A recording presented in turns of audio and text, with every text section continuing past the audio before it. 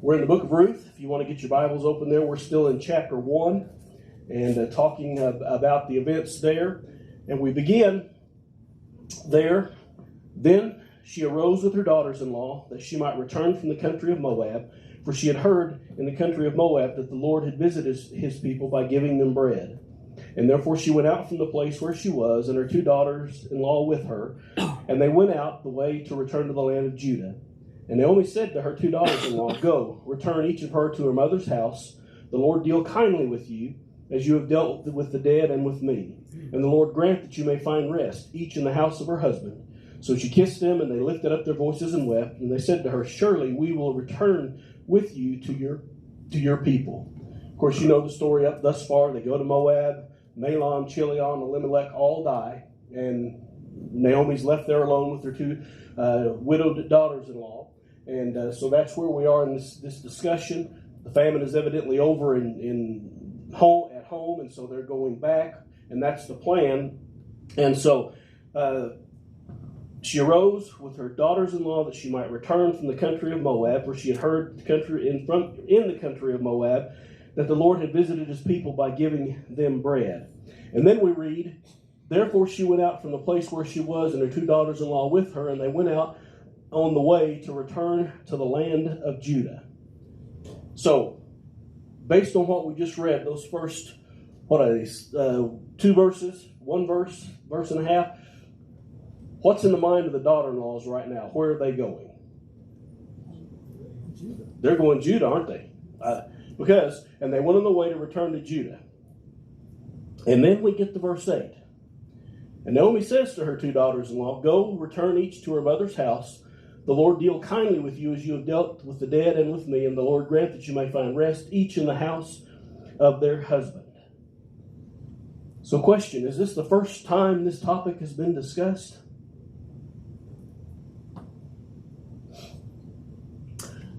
There's no answer to that question. It's not in the text that it had been discussed. But it makes you wonder, doesn't it? What's going on here? I have 2 different ideas about it, and I don't know which one of those are closer to being right. But maybe Naomi hadn't said anything. Maybe she just let them pile up, and once they got to the crossroad of where they thought daughters needed to go into their mother's house, she needed to go back to Judah, then that's where she would tell them. Or maybe they had this discussion, and they started to get to the fork in the road, and finally when they get to the fork in the road, Naomi insists, you need to go home and be with your mother, in your mother's house, be with your future husbands and all of that. Go ahead, Flo. Well, I think Naomi would just be the mother. She was trying to take care of them. Yeah. One way or the other. Yeah. She was being a mother, I think. Okay. So, again, we don't know if they've had this conversation before. You would think they would have. I mean, that would make sense to me that they've had this conversation. And maybe Naomi's been met with resistance, and the daughter's saying, that ain't going to happen that way. We're going with you. And so maybe this is her last-ditch effort to convince him. We don't know what the situation is, but you get to that crossroad, wherever that was, where Naomi goes to Judah, and where they either go with her or go home to Mama's house. What kind of point in their history is that? That's a milestone, isn't it? That's a life-changing thing, because whichever path they take is going to influence the rest of their life. If they go home to their mother's house, back to their gods, then that's how they're going to be. If they go with Naomi, they're going to a whole other country, and it's going to be different for them. But this is a point in time where you make one of those decisions that literally will and did affect the rest of their lives. John, you had a comment. Yeah, verse 9. Why does it say each in the house of her husband? Okay. I think she's saying go to your mother's house and live in the house of your future husband. Oh. Yeah, I think that's what it's meaning there. So you go home, marry again, do all that, and have a happy life here in Moab. Naomi's going to the unexpected. Mm-hmm. She has no kin people left or anything, so she doesn't know what's facing her. And she knows these 2 girls, they return to their homes, then they will probably have a better life than what they're facing ahead of them. Okay, so Naomi's uncertainty about about what could happen when she goes back. And again, we talked about this at the very beginning in our introduction to the study. What's the relationship between Moab and Israel? Has it always been good? No. No. And so how are these Moabite women going to be received if I bring them home?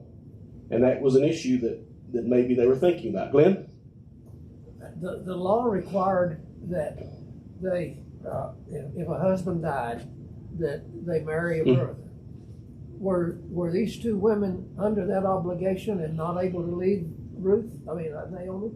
Because, my opinion, because they were Moabites, that didn't apply to them.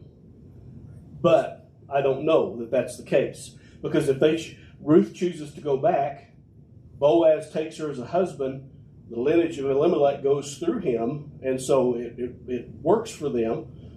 So would it have worked for the other daughter who went home if she'd come back? Probably so. But was it a requirement?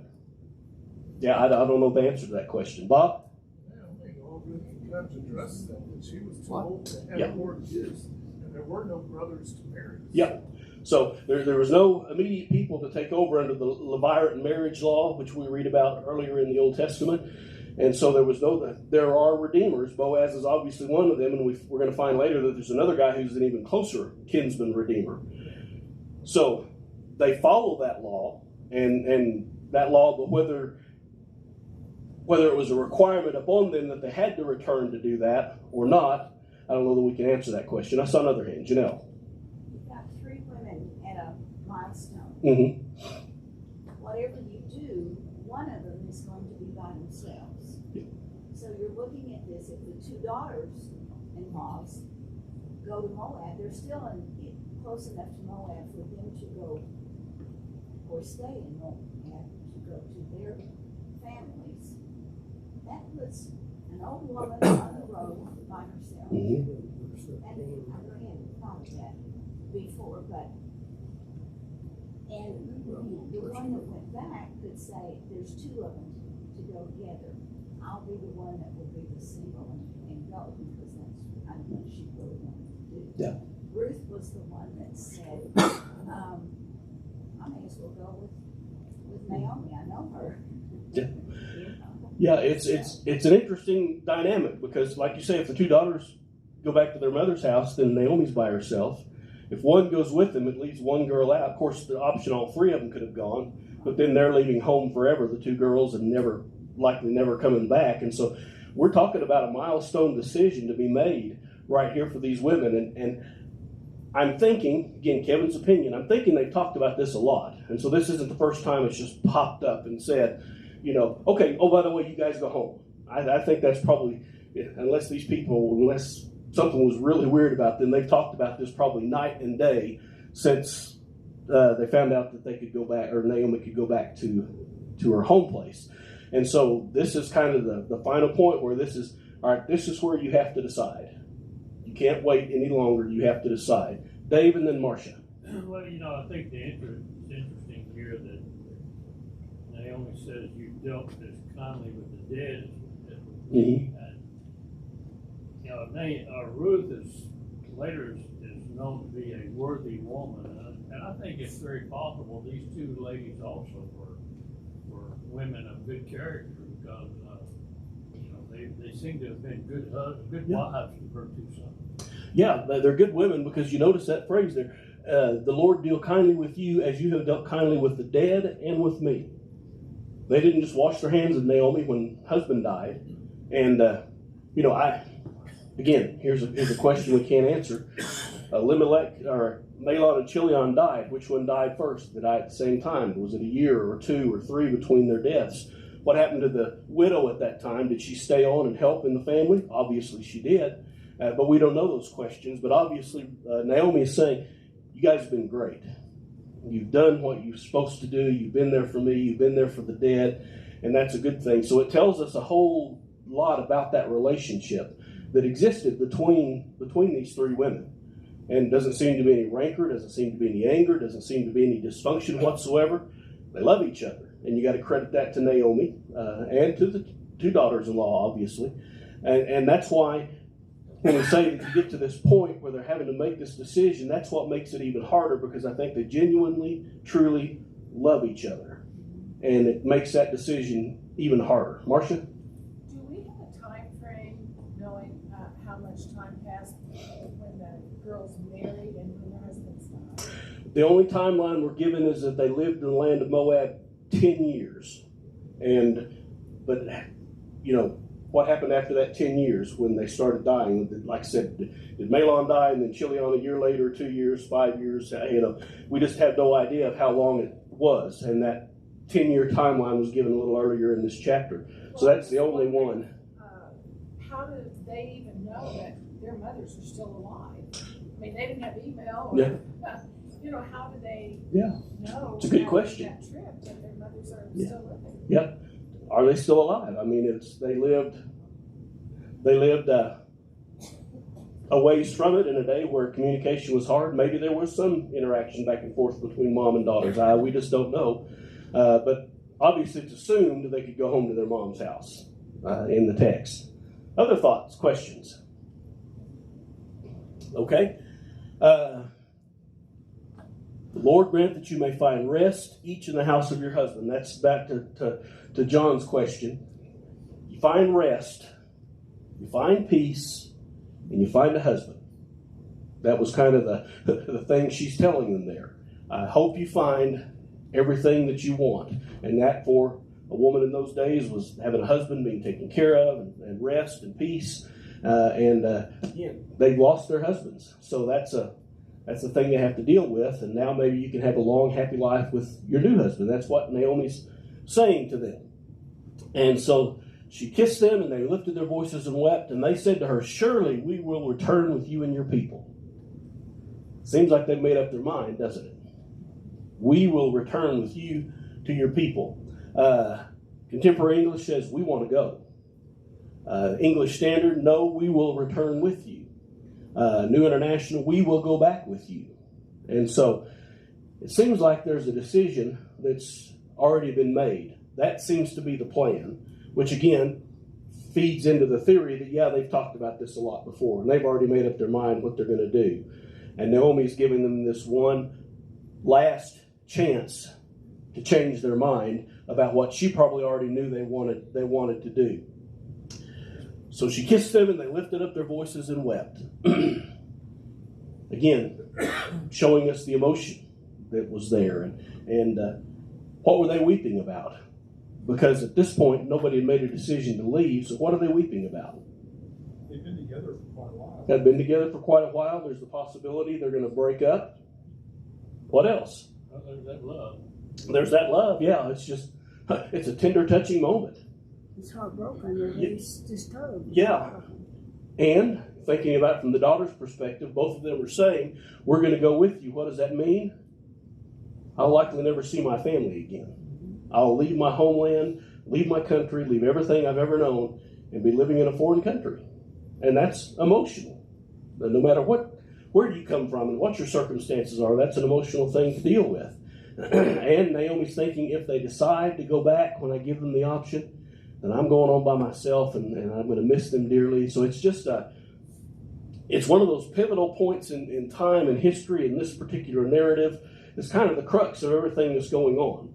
Everything that's happened and everything that will happen in the future based on this one decision they're making at this crossroad of wherever they are going back to the land of Israel. And I think it points out to us how critical our decisions are sometimes. Not often do we make decisions this big, do we? But how many of you have ever moved from one city to another? That was an easy decision, wasn't it? Except for Bubba, he was in the Army. They made him go. He didn't have a choice. But to move from one city to another, what kind of decision process does that take? What? You got a job. You got your kids who say, I don't want to move. You've got maybe a husband or wife who says, I'd just rather stay here. Or we don't know anybody there. We're going, what? We got to find another house. Find your connections, your dentist, your electrician, your primary Dentist, electrician, all those things, yeah. And your church. Maybe you've been in a church for a while and now you're moving to another church, and what's this church going to be like? Is it going to be as good as this one, or is it going to be better? Is it going to be weird? You just never know. And so, piggybacking off that, though, I think for Christians, that's the one thing that can make a move like that easier, because you know that when you move from Tuscaloosa, Alabama to Colorado Springs, there's a family of believers waiting on you here. Immediate friends. And immediate friends. Common background, not common background, but common faith, common experiences, common belief system. And you've got that waiting on you. And I know some of you have been in the military here, so you've traveled an awful lot. And I know you would probably say that that's been one of the blessings you had as you traveled, was those church families you connected with. And how many times has one of those connections you've made with somebody in that new church, you found out had a connection with somebody in your last church, or the church before that, or some other church you know about, because the church is a small family. I mean, yeah, there's a couple of million of us in the United States, but I hardly ever visit another congregation but what I say, well, where'd you grow up? Oklahoma City. Oh, do you know? And yeah, I do know so-and-so. And it's just that connection. So that, thinking back to Naomi and Ruth, Naomi's going home and she knows she's going to have connections there, because there's going to be people that are still alive that she knew, and family members, maybe distant family members. If the girls go home, they know they've got distant family members. But if they go with Naomi, they're leaving all that behind. Well, when you think of these women, and why they were crying, they didn't want to go where she wanted to go. Because, we're always afraid, considering all the things we consider when we move, making changes in our lives and our families, we don't like to leave that comfort zone. Yeah. We're happy where we are, we're comfortable where we are, and that's probably the most difficult decision we make when we move. We have to go somewhere else.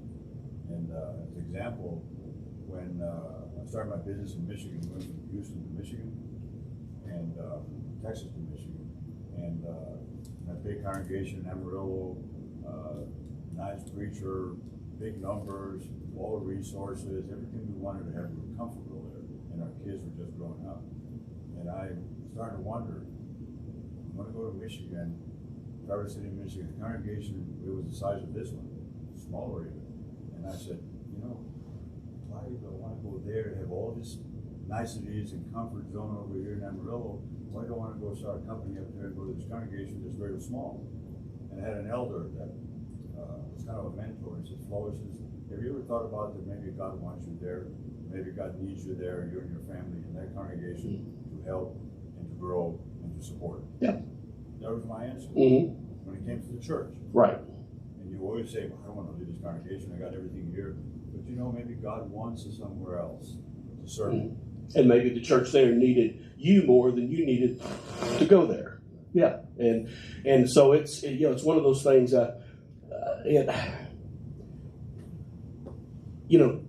decisions are hard, because a decision like this affects the rest of your life. And you don't want to look back in 5 years, 10 years and say, man, that was a mistake. And so they're hard to make. And sometimes it is a mistake. You just don't know it at the time. You can't figure that out. You can't see the future, so you don't know. But after 5 years, you think, boy, this didn't really work out like I thought it was going to, and something else needs to be done. So here's a critical moment for these three women. And they're vulnerable, and they're emotional, and they're hurt from their loss, and they're going to have to make a decision right now that will change their life forever. Redempta.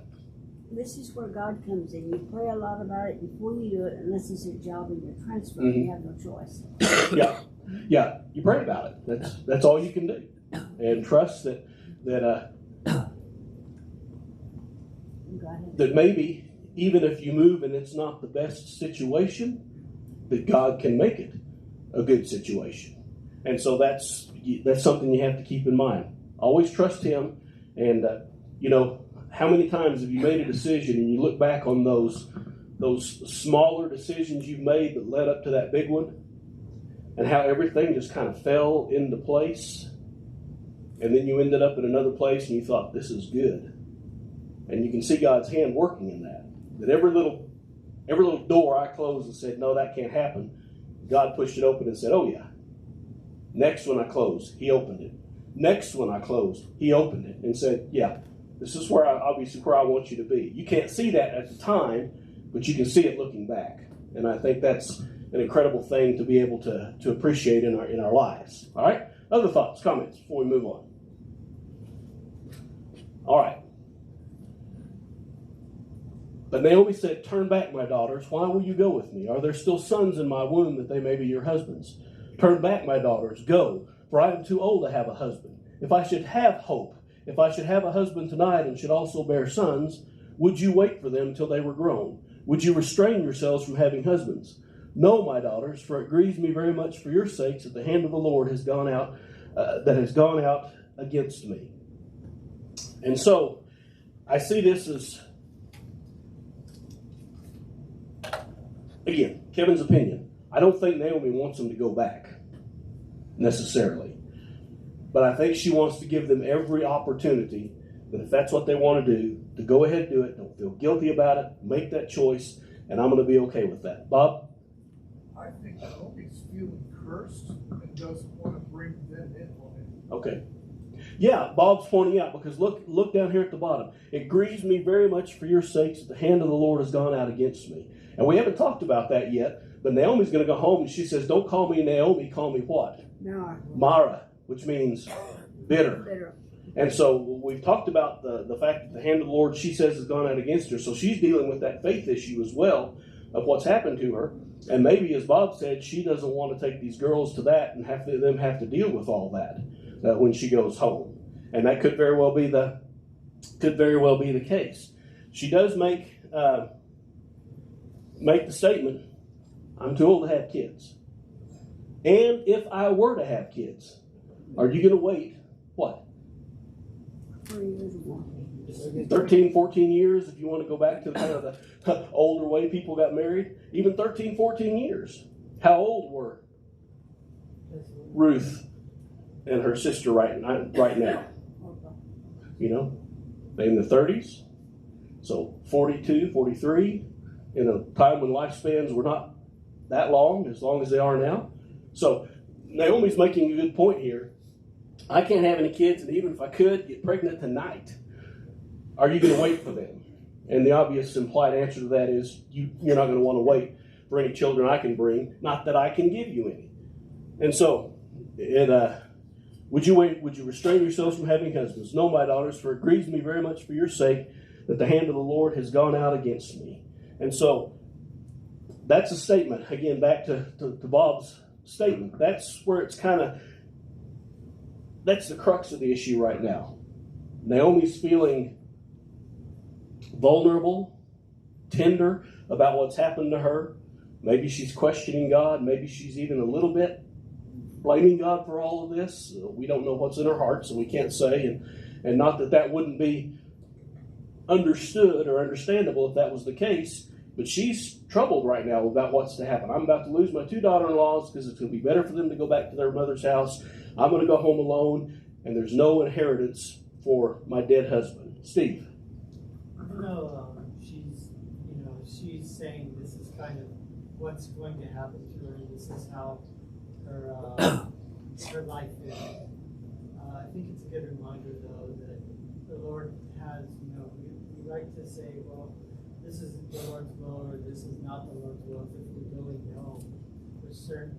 And sometimes that's wrong because the Lord has plans for us in ways that we don't comprehend or, even over the same day or the next day or the next months or years. But she's kind of very resolved, like you're talking about, to saying, this is what's happened to me. It's not going to change. And you should not be with me. Mm-hmm. Yeah, it's a difficult decision for her, no doubt about it. Probably one of the hardest decisions she will make in her lifetime to try to get her daughter-in-laws to go home. And you've got to feel for her. You've got to understand that's why there were all the tears, because it was, again, one of those critical points in her life where everything is likely to change. Ellen? It's funny because when you look at it in hindsight, the fact of the matter is things are going to change in just about 5 minutes for me. Mm-hmm. Because with Ruth saying, I'm going to go back with you, that changes her whole attitude, and she's saying, God has blessed me with Ruth, and she's looking at a positive outcome in one sense. Mm-hmm. Because we do the same thing. We look at what position we're in, and we're going, well, you know what, I'm going to give up on doing that. This isn't working out, da-da-da-da-da. God's against me on this or whatever. And all of a sudden, through prayer, whatever, it gets answered. Mm-hmm. And we find ourselves in a situation where God is saying, yeah, I'm not against you, I'm for you. Get out there. Yeah. Janelle. And don't forget, they're all with these three women. All of them are in grief. They're all Yeah. lost. And Naomi is grieving again because she's going to lose the daughter-in-law. So the husband, the sons, the daughter-in-laws, and she's feeling very alone. Yeah. They're in the process of grief. Naomi's lost her husband. The girls have lost her husband. And they're grieving over what they perceive to be the change in their life as well. How long does grief last? Well, just suck it up and get over it. You know, isn't that kind of the response people give? You'll be fine. You'll be fine. Time will heal all things. Well, grief, as some of you, I heard you say, can last a lifetime. I mean, some people never get over that. And it's not because of their lack of faith. It's not because they don't trust God. It's just because it just emotionally just hangs on. And yes, it changes to some degree. It lessens to where it's not the intense, clawing, hurting thing it is at the beginning. But at the same time, it's always there. There's always that sense of loss you have when you lose somebody you care about. Bob. Kind of like you said, grief lasts a lifetime. Recovery is as long as it takes for that grief not to affect your the way you live your life. Yeah. Yeah. But it never goes away. It never goes away. And I've used this illustration probably here before. As a chaplain going out on death calls, I get asked this question a lot. When am I going to feel better? And my stock answer is, I don't have a clue. You may never feel better on that. But I use this illustration because I think it shows the point. My grandpa died and left Granny in the house, and she was capable of taking care of herself. She was still strong and strong-minded and, going to take care of herself. And things rocked along for 2 years. No issue. She said, I was doing fine, doing great. Till one morning I walked into the kitchen, turned on the stove, and it wouldn't come on. And she said it was just like something clicked in my brain. And she said, why did you leave me here with a broken stove? And you think, well, that's not a rational response. But for her, that was the trigger. That was the trigger that said, okay, you're gone. And if you'd been here, you could fix this stove, but you're not here to fix this stove. Now what am I going to do? I mean, it's worked for 2 years, so it hadn't been an issue. But that was the trigger point 2 years later. And so for us to say, well, you'll get over it in 6 months, you'll get over it in a year. It's different with each individual and how they deal with it. And you always carry that loss with you. It may not be in the forefront of your mind all the time. It may not bother you all the time, but it's always there. And so these three women are going to carry that with them no matter where they go, whether they go home to mom or whether they go with Naomi to Israel. All right, thoughts, comments, questions?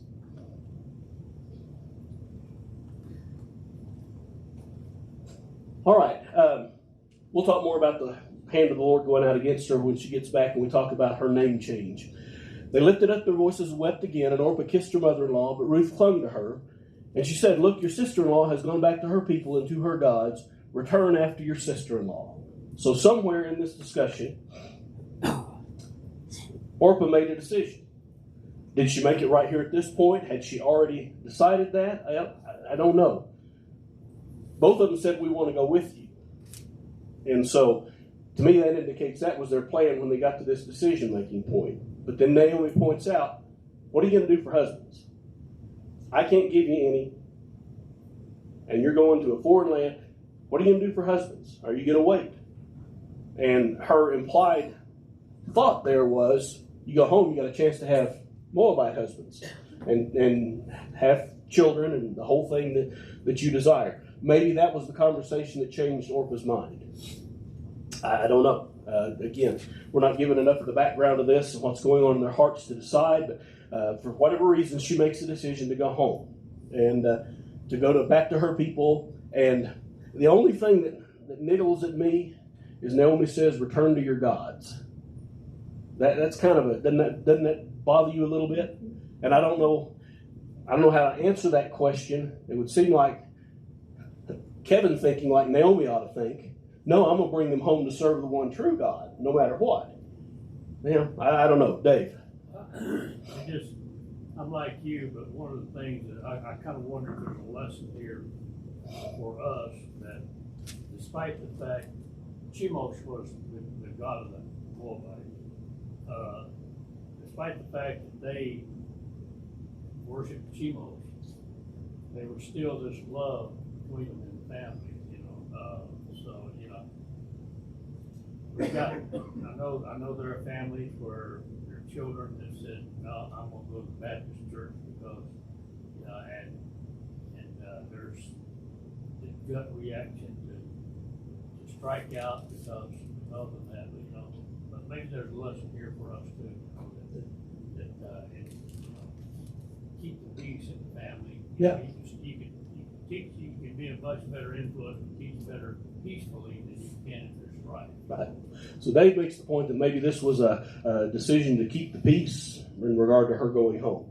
If she's going to make that decision, then okay, you make that decision. I'll support that. And maybe, and again, we don't know, we're dealing with unknowns here. Maybe in the future that influence I've had on you with Jehovah will make a difference where you are with your people. Or maybe you'll decide, I want that, and come join us.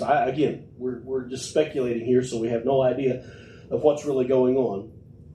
But your sister-in-law's gone back, and return after your sister-in-law. And then, probably one of the more famous passages in all of the Bible. This is a John 3:16 kind of passage. Everybody knows it. Where do you hear this one the most? In a wedding. What does it have to do with weddings? Well, technically nothing, because it's between mother-in-law and daughter-in-law. But the wording has what? Everything to do with relationships, and especially marriage. And so you hear it a lot in wedding ceremony vows, and it's I think it's a beautiful statement. Entreat me not to leave you, or to turn back from following after you. For wherever you go, I will go. Wherever you lodge, I will lodge. Your people shall be my people, and your God, my God. Where I die, where you die, I will die, and there I will be buried. The Lord do so to me and more also, if anything but death parts you and me. Being raised on the King James Version, I can't help but throw this one up. And Ruth said, entreat me not to leave thee, or to return from following after thee. For whither thou goest, I will go, and where thou lodgest, I will lodge. Thy people shall be my people, and thy God my God. Where thou diest, I will die, and there will I be buried. The Lord do so to me, and more also, if aught but death parts thee from me. Love that old King James wording of that. It just seems to add flavor to it, gravity to it, in a sense. But basically, what's Ruth saying?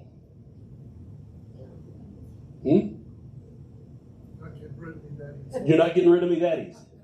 All right? What? Over my dead body. Okay? And so it's a beautiful statement of love, of commitment, of desire, of family, of that kinship that they have. I'm going to go with you. I'm going to die where you die. I'm going to live where you live. I'm going to serve the God you serve. That's good. I am giving you my all. John. And not exactly in parallel, but kind of, it's similar to repentance as well. We turn away from our sins and our past that was ungodly, and we go to God. It's kind of the same way. Not exactly. But exactly is, because on my notes, that's exactly where I was going with this. Because what a statement for us to make, not to any person, but to God. Now, obviously, God's not going to die, so I can't die where he dies and all that stuff. But what a statement of, I am putting my whole life, my soul, my body, my mind in your hand, and I'm going to be with you. And isn't that what God wants from us in our repentance, in our obedience, in our confession, and all of that? And so, again, this works in weddings because it's appropriate. I think it works in the conversion process, at least the idea of it, in the conversion process. And it's just a beautiful statement. Just a beautiful statement of love and companionship. And, you know, if more people in the world could say that to each other, the world would be a better place. Diana. I think it's a statement. I guess I shouldn't say this, but Teresa brought this up when she was creating the picture. But when I got to the part that says, "Thy God will be my God," there was a difference in the backgrounds of religion. So I had to go back and read it again, and I said, at this point, if that was for a family who talked about Baptist or don't go to church at all or whatever the situation is that what you're saying you really want to do? Because if you turn from that, that means you no longer. Yeah. Diana brings up the point of Ruth says, your God will be my God. Fast forward that into the modern world, and your daughter is marrying a Muslim. How does that work? The room got silent. Yeah, and it's again, it's a valid point, though, isn't it? Naomi's obviously modeled what her God is all about, and Ruth is willing to do that. And if that's the case, then that's good. But again, that brings up the issue of, well, should we really marry somebody who doesn't share our belief system? And, you know, the obvious answer to that is, of course not. Now, has it worked out between people who haven't had shared? Yes, it has. And maybe some of you have been through that. And so to make a hard, fast rule and say, well, no, you can't do that. Well, and again, whole other context of what we're dealing with here. But the statement here of, I'm all in with everything that is about you, my mother-in-law. And Amos, can two walk together and be agreed or something? Yeah, Amos says, can two walk together without being in agreement? Yeah, exactly. I saw a hand back here. Steve and then Dave. Well, just verses prior, you know, it said plurality of God, polytheistic. Mm-hmm. And then, so Ruth is willing to really destroy the foundation of her belief to be monotheistic and believe in God himself, you know, right? Mm-hmm. And so that says a lot about her too. Sure. It's not just her commitment to Naomi, it's her commitment to completely relaying a different foundation. Yeah, she's leaving behind a polytheistic background, God Shamash, and worshiping Jehovah. And I'm going to ask this question. I think we all know the answer. Did she make that decision on the spot right there? No, she'd already made that decision, hadn't you? You don't make a decision like that on the spot like that. She'd already done that. And so that was the confirmation of the decision she had already made. Dave and then Bob. Well, I just, even though if you're making a commitment like that using these words, you might want to be careful about employing the solemn oath, the last statement that she put in that, may the Lord do to me, or may he so do to me. In other words, be careful how you make a solemn oath, even when you're wedding somebody. You know, God warned you, don't make an oath unless you really. And that last part of the oath, Lord, do so more to me if anything but death parts you and me. Well, that's kind of hard. What about if Israel gets overrun by enemies and she's captured and taken away? And, you know, it's just being careful about what we say, I think is Dave's point. Be careful about the wording we use. Well, she had already made a decision on what God she was going to worship when she married the Jewish husband. Okay. At least started that walk long before wherever the cross was sitting there. So at least the 10 years they'd been there, she had been involved in that and knew that. So that's why she was able to make a decision. But she had made that decision because I'm guessing, and the text doesn't say, that the worship of Chemosh was not tolerated in Elimelech's house. And so she had already, in a sense, made that decision, is what Bob's saying, before she got there. Janelle? Maybe her time with Naomi and Naomi's family and the Jewish influence was better for Ruth than where she came from. And I don't know if it made sense to her to worship Jehovah rather than an idol. Okay. I mean, she's already made those decisions, and this probably was not really hard for her. Yeah. She had seen what it was to live in a house that worshiped Jehovah God for all those years, however many there were, 10 plus, we know. And the fact she made the decision to keep doing that, maybe that said something about what she knew she would go home to in worshiping Shamash and all the other gods. Again, text doesn't tell that, but that would seem to make sense. All right, we are out of time. We'll quit there. Lord willing, pick up there next Sunday morning.